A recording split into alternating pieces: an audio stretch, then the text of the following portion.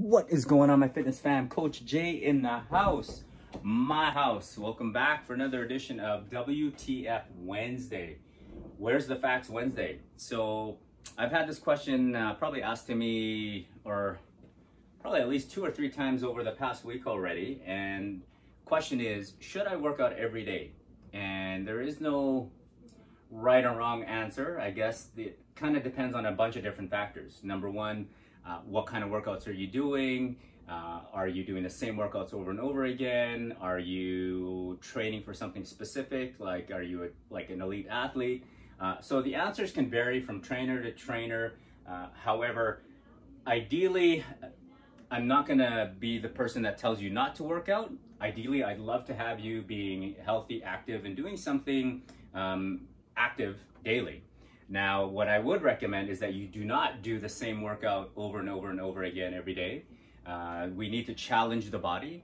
Rest is probably one of the most neglected things in a training program. And rest is important not only for muscle recovery, but to help recover the nervous system, the joints, the tendons, the ligaments. By overtraining, you're actually going to cause, you can cause more injury, which can kind of derail your training and getting you to your goals.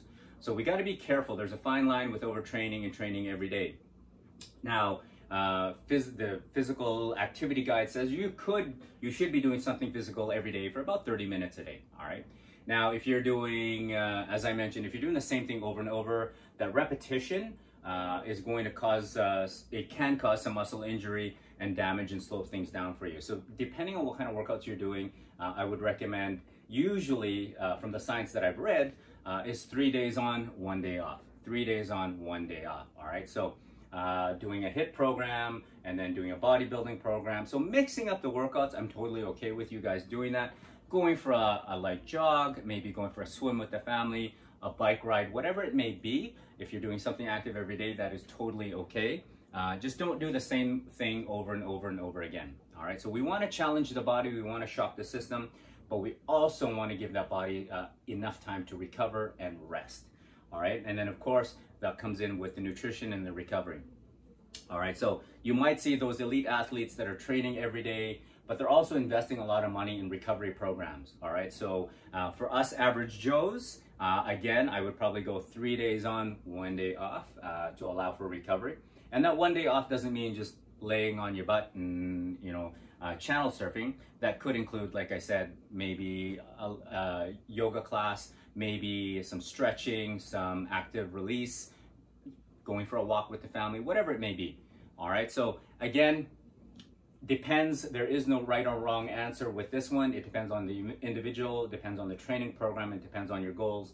But to be safe for the average Joe, I would go 3 days on, 1 day off, 3 days on, 1 day off, just to keep the body alive and fresh, help prevent injuries, and keep that motivation up. You will know when you've been overtraining because number one, you're going to lose motivation. Number two, you might get injured. Your muscles aren't getting enough recovery. Number three, you're like really irritated and you're just always tired. So there's going to be signs and symptoms of overtraining. So you will know that. But to prevent that, let's go 3 days on, 1 day off, 3 days on, 1 day off. Let me know what you think. Let me know in comments below if you are training every day or if you have any other questions. All right, hope that helps. We'll chat soon.